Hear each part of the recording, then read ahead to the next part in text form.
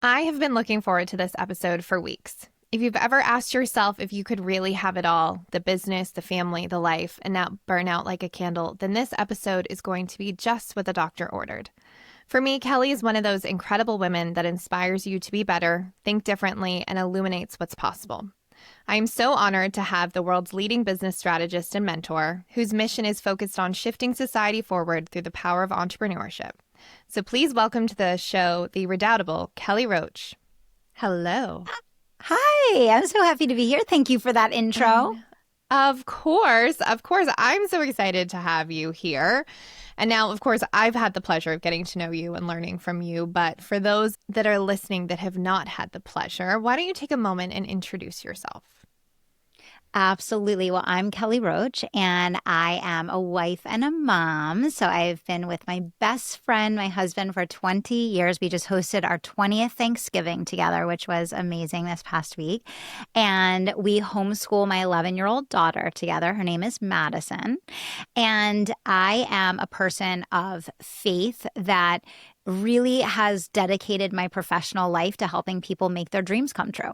And that's really the passion of my life, is helping business owners to build a 1% life, which means having a wildly successful and profitable business while really keeping sacred the things that are most sacred in our lives, which is our faith, our family, our fitness, our fulfillment, our freedom, even some fun in there, whatever that looks like to you. For me, it's like reading a book. I'm like really wild and crazy like that. But whatever fun is for you.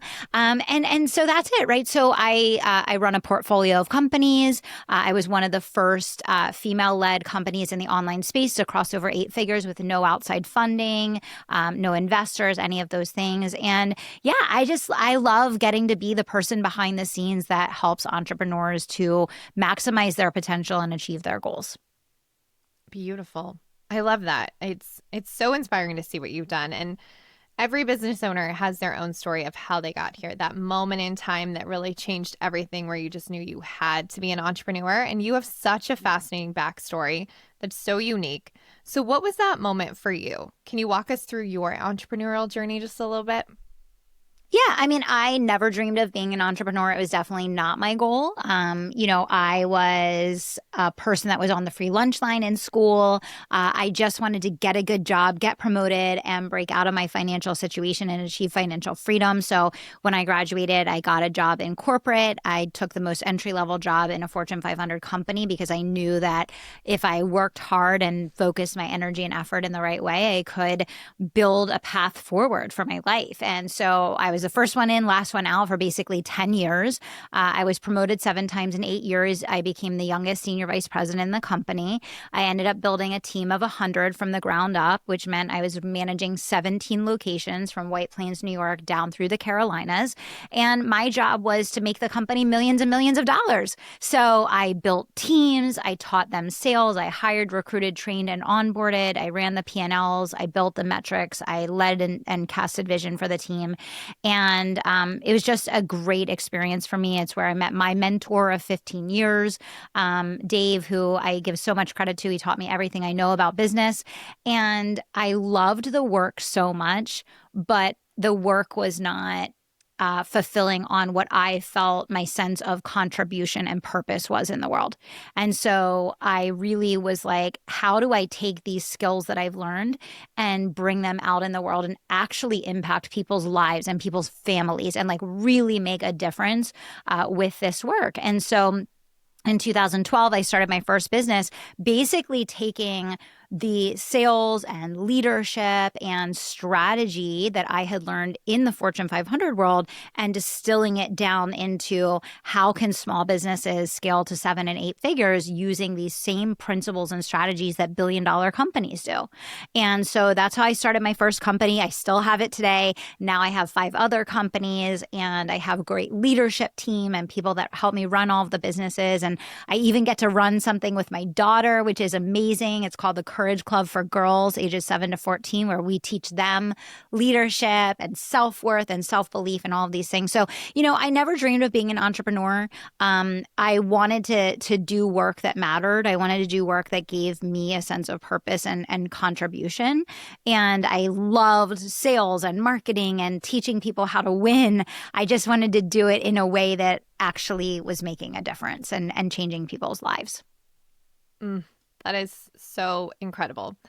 And something that I love about both of us is we have one of these common core values, which is freedom for ourselves, for others, helping others have it.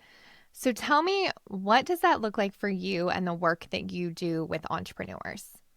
Yeah. Well, I think first and foremost, having a winning team.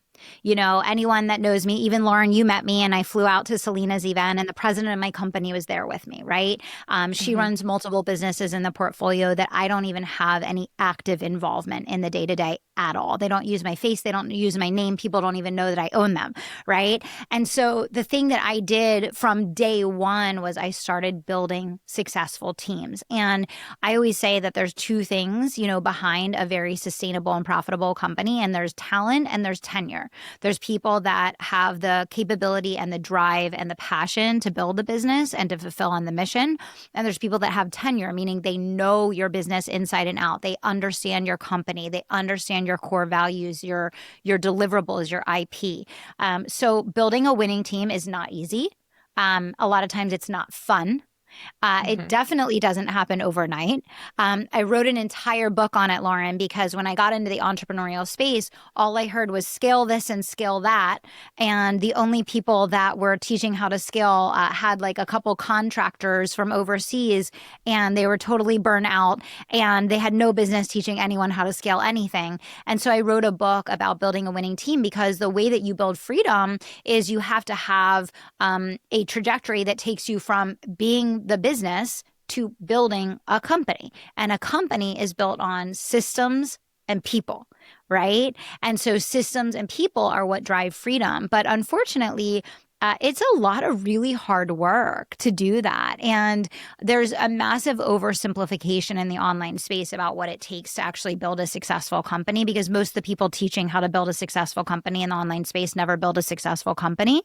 And so then there's people like me that are like, hey, wait a minute, like you're actually going to have to like put in some years here, and there's going to be some heartache over there. And, this is going to be really hard work. But, if you care deeply about your mission and you really believe that it's a calling that God has on your life, then like it's worth it, There's so many more questions that I want to dive into there. I think the first being, what is one of the myths or things that you hear most often that are actually doing a disservice to business owners who want to scale? Well, I think there's been a huge movement over the last like 5 to 7 years of entrepreneurs being guided to build businesses where they don't actually interact with the market. They don't talk to clients on a daily basis. They don't talk to leads in the DMs. They aren't having conversations. And the biggest thing that I have observed in this is that it's taken so many businesses out of business, or it's caused so many business owners to fail, because there's a huge disconnect between what they're saying and doing and the operating reality of their market. So what happens is when you put barriers between you and your market, you can't market effectively. You can't sell effectively. You're talking at people. You're not talking with people.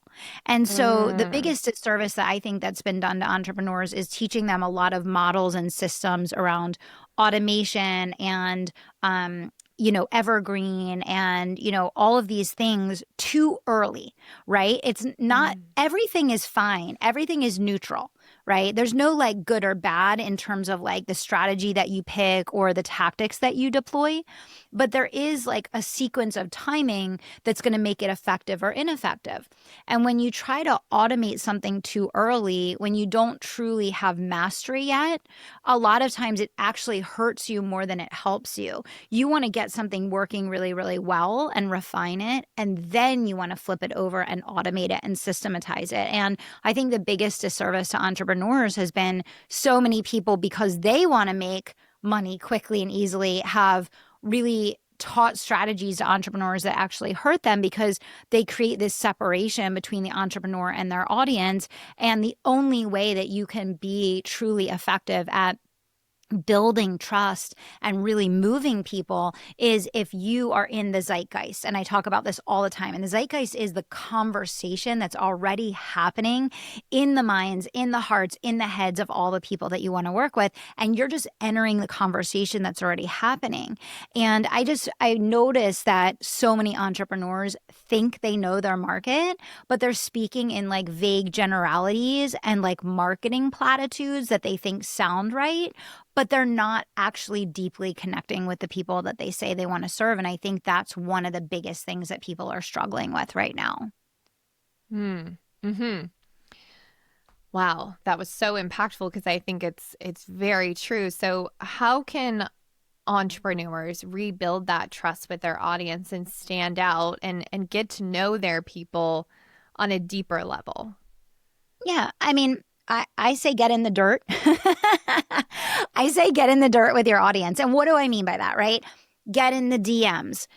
Get in the comments and the replies. Get in the audio message with people. Like, get into dialogue, right? It's so easy to just simply engage the people that come and follow you online and be like, hey, Lauren, I'm so happy you're here. Like, what made you follow my account? What are you working on right now? Like, what is the thing that you need the most support on right now? Or as people are coming to your Facebook group, or as people are entering your email list, or whatever the case, it's just starting dialogue. And I think people like overcomplicate things so much that they make this like such a big thing in their mind, when like it could just be like a 3-second audio message to someone, or it could be a quick text message. I know for me, like I'm producing such a high volume of IP and content every week, but before I record like strategic advisory that goes to my clients every week, before I record my new modules for virtual business school, before I put together my new podcast, anything that I'm doing, I get feedback from my whole team.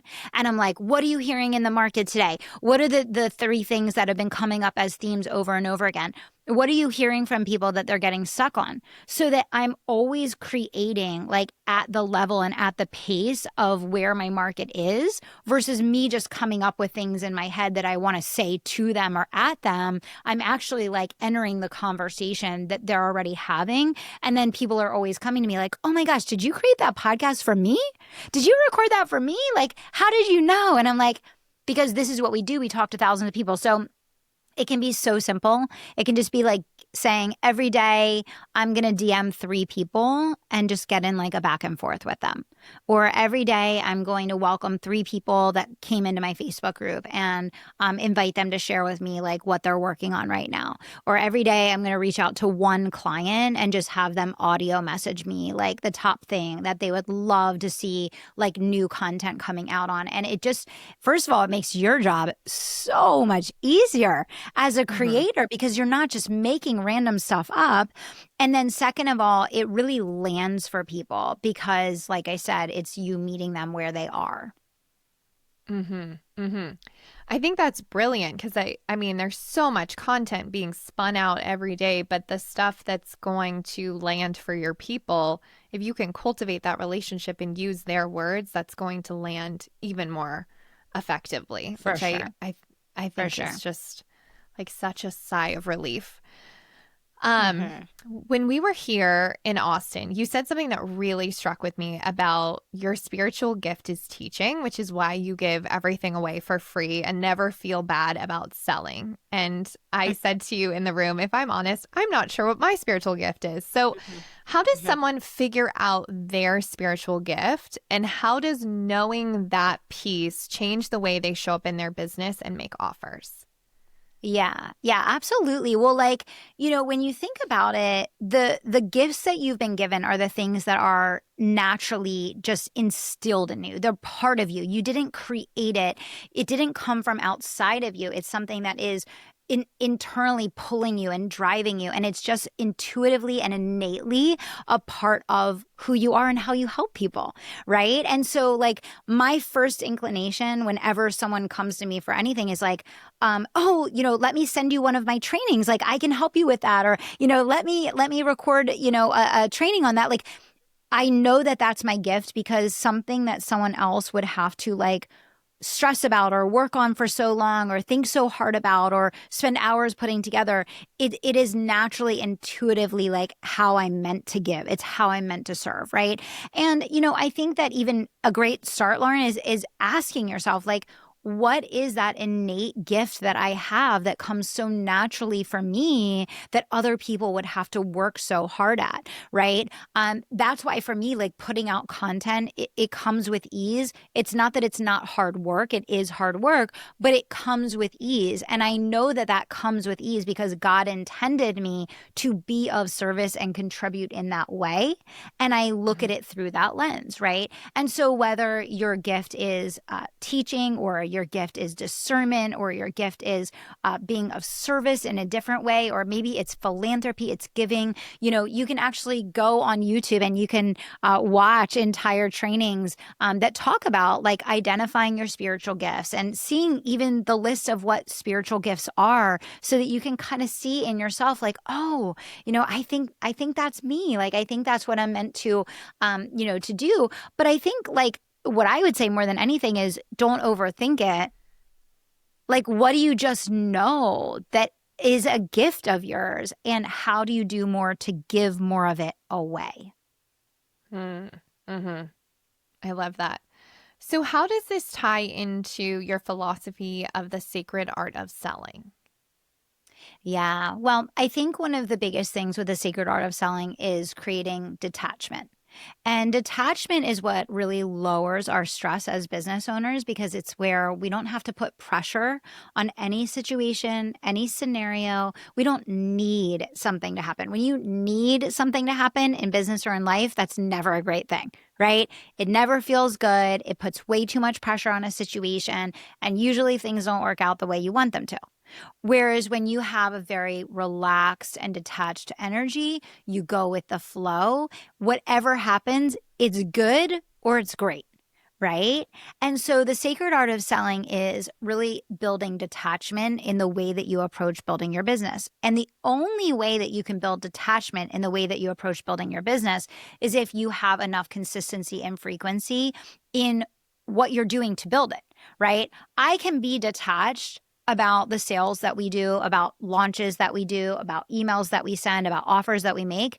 I have zero attachment to anything that we're doing because I know that we're doing enough of everything that we're doing that one way or another, we're going to win or we're going to win. It doesn't mean that things are going to go perfectly. It doesn't mean that things are going to go in accordance with my plan, right? It means that I have faith and I have trust that if I do enough of the right things consistently and with integrity, that ultimately I can be detached from any one thing happening in a certain way because everything is ultimately going to work out, which is where faith comes in, right? Faith is you trusting that you do the right thing for the right reason, and ultimately things are going to work out. And if they don't work out in the way that you wanted them to work out, it's actually trusting that the reason why it didn't work out the way you wanted it to work out is that actually there was a better way. There was something better for you, right? So the sacred art of selling is about really transforming our belief set and our mindset around this ability to both do good in the world and also make millions of dollars. And that comes back to, are we doing enough to champion other people to their potential? Because our ability to grow our businesses hinges on our ability to impact other people. It hinges on our ability to champion other people to their potential. And Lauren, so many good people hide behind well, I just want to be of service, which is actually a very cowardly way to build our businesses because it's saying, I don't want to get uncomfortable and actually invite people to come work with me and challenge them and champion them to say yes to themselves. I just want to sit back and wait for people to find me and wait for people to seek me out. And only those people that don't need any encouragement, they don't need any challenge, they don't need any champion, those are the only people I'm going to work with. That can't possibly be us being of the highest level of service because so many of the people that we are meant to change the lives of and that we are meant to be a leader to, that's the whole reason it's called leadership. is for us to lead, right? And so many times we want to sit back and we want to wait for it to come to us. And that's not what leadership is, right? And so the sacred art of selling is really transforming that mindset to say, I am a maximizer of human potential. I lead with integrity every day. I challenge, I inspire, I encourage people. I call them up to their next level by making invitations. And I can be peaceful. I can be detached. I can be stress-free because I know I'm doing enough of the right things for the right reason. Ultimately, one way or another, it's going to be good or it's going to be great. Mm. Oh, that's such a good mindset shift. And it's almost like you were reading my pre-show notes because I was going to ask about, this biggest roadblock is really, and I see it with my clients all the time. They're great at serving. They're terrible at asking. And so Yeah. I love Why I'm this. writing the And book. It's why I'm writing the book, Lauren. I'm so excited. I can't wait to get it into everybody's hands. Sign me up. So for those that are listening and maybe thinking to themselves, but maybe I don't want to bug people or I'm talking about it too much or this or that. Can you talk a little bit about that mindset shift that needs to happen so that you look at it from not necessarily selling, but serving, and actually how many times you need to mention what you do before somebody might actually get it?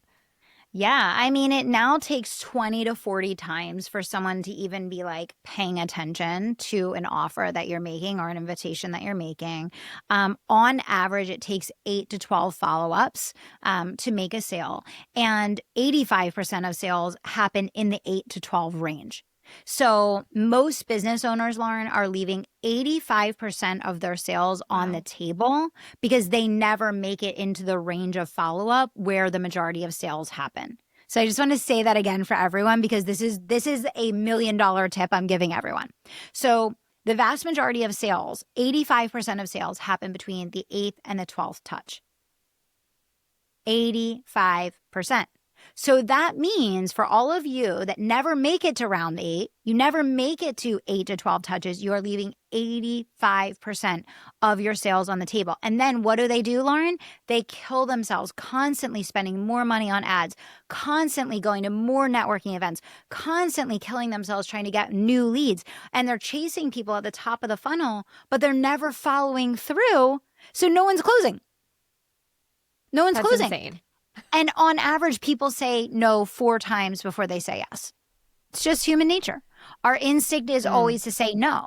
And then it's through familiarity, through safety, through comfort, through consistency, through repetition, that psychologically we work through our own barriers. We work through our own kind of hurdles, our own stuff that we have to get through that finally gets us to say yes to the thing that we already want.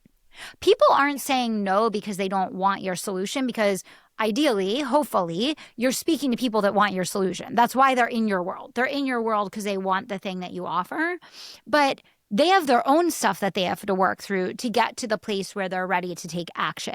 And I think so many times, Lauren, and this is again why I'm writing the book, The Sacred Art of Selling, we project our limiting beliefs, our limiting fears, our limitations onto our market, and we cause them not to buy because we're putting our stuff onto them. And my big goal with the Sacred Art of Selling book is to help business owners to reframe and kind of cleanse their own energy and to cleanse their own lens through which they're approaching people, because leadership, which sales is leadership is about you showing up with confidence, conviction, and certainty to lend that confidence, conviction, and certainty to the people in your market that don't have that. That's the whole reason why they're following you. The whole reason why they're following you. And then what happens is a lot of times is that the business owner doesn't show up with the certainty, confidence, or conviction. So why would someone buy from you? Like, you're not going to buy from someone that seems like they're not sure about what they're offering. And this is what like so many business owners are like tiptoeing and like, timidly making their offer because they don't want to offend or upset people. Well, what they're doing is they're actually giving off this uncertain vibe, this lack of confidence, which actually gets people to run screaming the other way because they're already not confident. But if they pick up on you being not confident, they're like, I'm out of here. Like, if you're not even sure, why would I be sure? I'm not giving you my money. You know what I mean? I got to give my money to someone that like knows their stuff and feels confident about it. Mm-hmm. I read an interesting statistic about experts having the curse of knowledge and actually not being as effective salespeople as those people who are just running with reckless abandon and getting more and more no's. And I think it's Hmm. so interesting because, like, it's not necessarily that you have a inferior product or service. You just the way that you delivered it is the difference sometimes between somebody saying yes or no. And then you're like, oh, they went with this person. Like, I know I'm so much better. But the delivery was really what the difference was. And so I think that's such a good reminder that sales is like going to the gym and building a muscle. Like you get more confident by having those conversations and being, as you said, in the dirt. Yeah, absolutely. And what I always remind people of is like the way that I teach selling is very much through frameworks and systems. Like I don't teach overcoming objections. I don't teach scripts. I don't teach using sales language because all you need to do is talk to humans and actually care and actually ask them questions and listen to what they say. I don't believe in this whole like, you need to like NLP this and you need to like, like overcome this objection and like do this kind of close. Like, I don't teach any of that. And yet I've helped people make tens of millions of dollars. And it's all about just being a champion of other people. Like if I see in you, Lauren, that I could help you make millions of dollars and you're struggling with sales and you don't have a sales system in your business, like shame on me if I'm not like, Lauren, come along with me. Like, let's freaking go. You can do this. Like, tell me what's standing in your way. What are you struggling with? What is preventing you from getting this system working for you? Okay, this is how I can help you. Like, do you want this outcome or not? It doesn't need to be this like scripted, inhumane, like formal process. And for me, it never has been. And that's why I've never felt like I've been a salesperson a day in my life, even though I've been a salesperson every day since I graduated college. All I've done is sell. And it's because if you just focus on a human forward approach to helping people get what you know that they want and being confident in the solution that you can provide to them, and you're not thinking about yourself, you're thinking about them, is very, very easy because humans are pretty simple, right? We have motivations, we have fears, and we have goals. And if we ask questions and then we truly listen, and then we try to help people with what they want, whether it's overcoming their fear, whether it's getting to their goal, or whether it's achieving the thing that motivates them, we're all pretty simple beings, right? We are. And I love this because when you were here in Austin and I heard you actually give your spiritual selling talk, you were teaching about something called the currency of integrity and infinite loops Yeah. versus Yeah. reciprocity, which I think is Hmm. very related to this conversation. So do you want to clue us in a little bit more into that? Yeah, absolutely. I mean, reciprocity is a beautiful and amazing thing, right? Because it's a human instinct, right? A human, it has been studied, and reciprocity is innate to all of us. So when someone does something nice or good for us, like we want to return that feeling, and that's wonderful, right? But no one wants to feel, especially from a sales perspective, like it's this for that. That doesn't feel great. It doesn't feel great to be like leveraging that, even though we know that if we give an extraordinary amount of good, that chances are it's going to come back to us. Perfect. Amazing. That's great. So we can absolutely have the law of reciprocity on our side when we're selling. But way better than that, way bigger than that, many, many, many levels above that is the currency of integrity. And the currency of integrity gives you a tenfold return on everything that you do. And it's just trusting that there's this infinite loop of goodness. And the more goodness that you put out, the more goodness is going to come back to you. But the difference between reciprocity and the currency of integrity is in reciprocity, you're putting pressure on a person to return an exchange, right? This for that, which we all know that that is a great formula for a lot of anger and upset and a lot of disappointment in life, because that's not how it works. Some of the people in your life that you do the most for, that you give the most to, the clients that you bend over backwards for, the people that you give and you give and you give, they're the ones that hurt you the most. And it's really easy if you're just measuring life and reciprocity in that way. It's really easy to be jaded and to not believe that putting good out in the world is going to come back to you.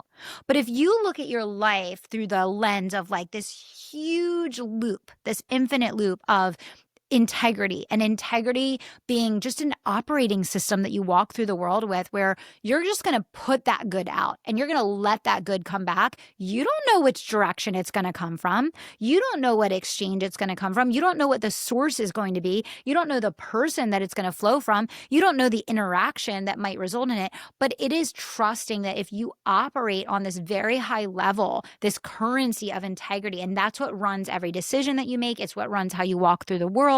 It's what runs how you interact with people, that you can know and trust that it will come back, and it will come back tenfold. And I think that's really important for business owners, because I don't know about you, Lauren, but I've definitely had those situations where many times the situations and the people where I've given my heart to, I've done the most for, I've put the most into, you get the least.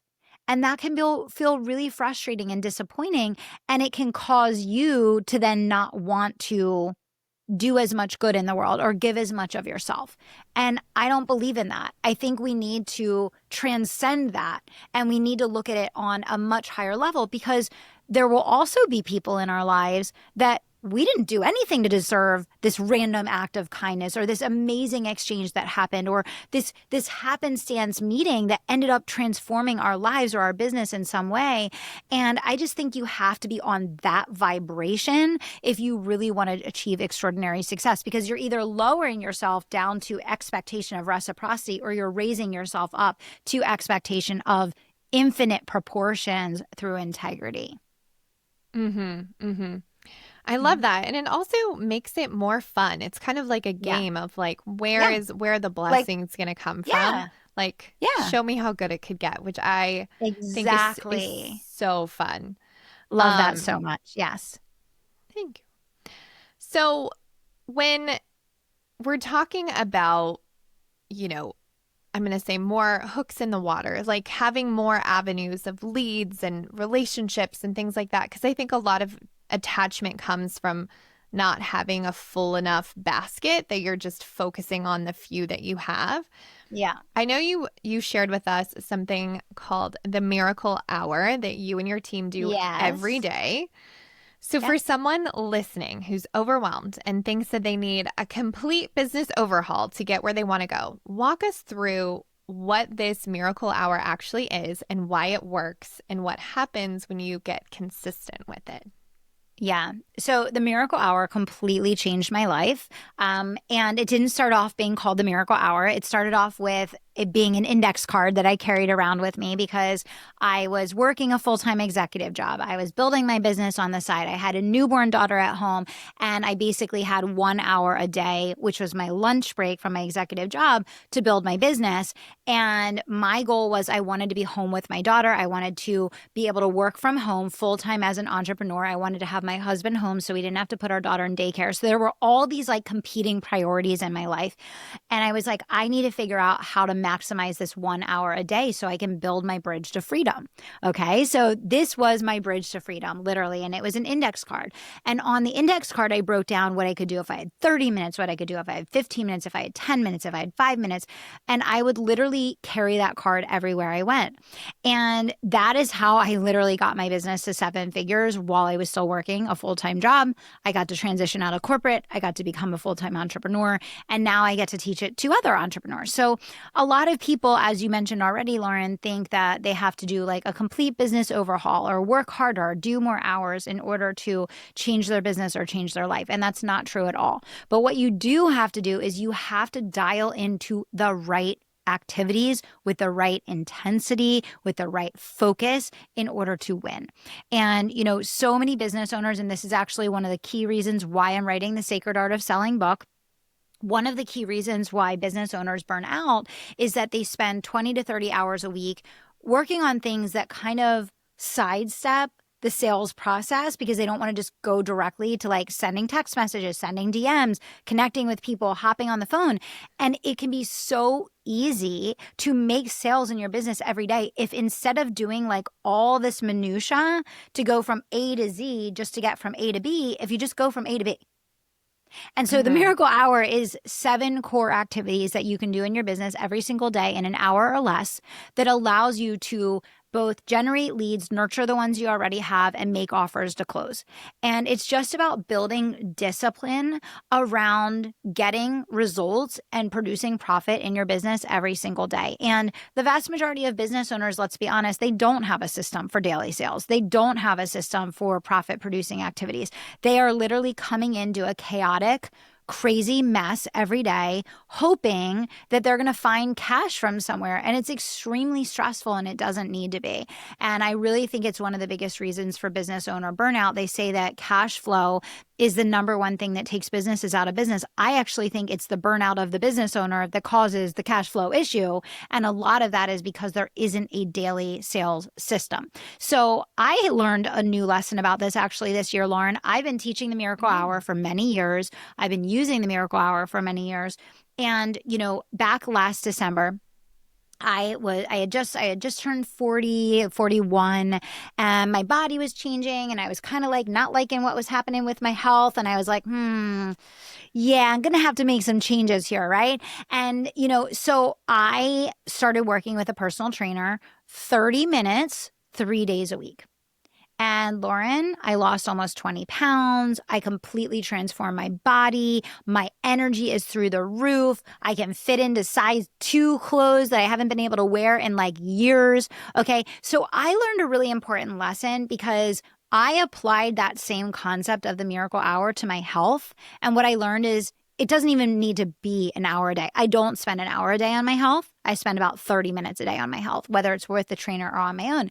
And it totally changed my life. I have more energy. I have more confidence. I feel good in my body, right? So this could be applied to healing your marriage. It could be applied to your health. It could be applied to your business. It could be applied to your team. It could be applied to your faith. It could be applied to your relationship with your children. If you are willing to dedicate 1 hour a day, or even just thereunder, to any area of your life, you can transform it. And that's really my message to everyone listening is like, decide what you really, really want, that you're not going to make excuses around, and do it every day and do it as a priority at the top of your day. And you will see that your life will transform. So good. It reminds me of the principle that what you focus on expands, and that works both in the good and maybe not so good. And so just taking, and I call it being a laser instead of a flashlight, and figuring out where you want to like be really intentional with your time. Yeah. Because I think for my clients, and your clients too, in the messy millions, there's so many things vying for your time that if you don't choose and intentionally put it on your calendar, then it's going to get dwarfed by everything else. Yes. Absolutely. Absolutely. So I'm curious, and this might be a little bit controversial, but we all hear that the first million is the hardest. So what advice would you give to somebody who's climbing that million? And this is the controversial part. How do you know that I hate to use the word should have a 7-figure business instead of, a nice lifestyle business? Like, what kind of advice and line of demarcation is there? Yeah, it's a great question. I don't think most people are meant to scale a business. I think that's really like a false construct of the online world. I think that if you feel that your design, like by God, is a visionary design, and that your meaning, your calling, and your purpose is to be of service and impact at like a very large scale, then I think it does make sense to pursue that path. I think for the vast majority, probably 90% of entrepreneurs, building a really profitable lifestyle business is the way to go. Like, you could have 50 clients or less. You can make multiple 6 figures. You can have a 50% profit margin. You can have a really lean team. You can have a ton of flexibility and freedom. And, I think that's just, it's a really great question that you asked, Lauren, and something that I talk about a lot is that I just think so many people have abdicated their power to like following and mirroring and modeling people whose life they would never want to replicate. And then they build businesses that they actually don't like.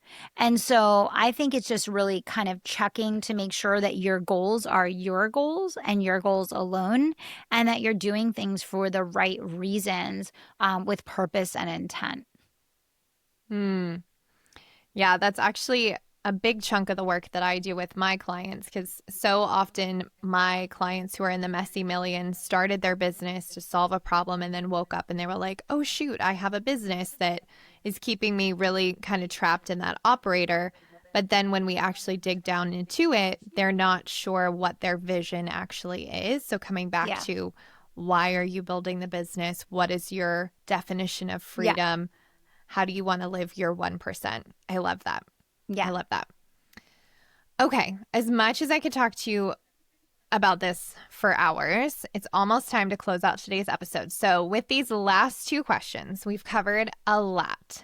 But are there any last nuggets or pieces of advice or perspective that you want to make sure that our listeners get before we wrap up? Or kind of put differently, what don't people ask you that you wish they would?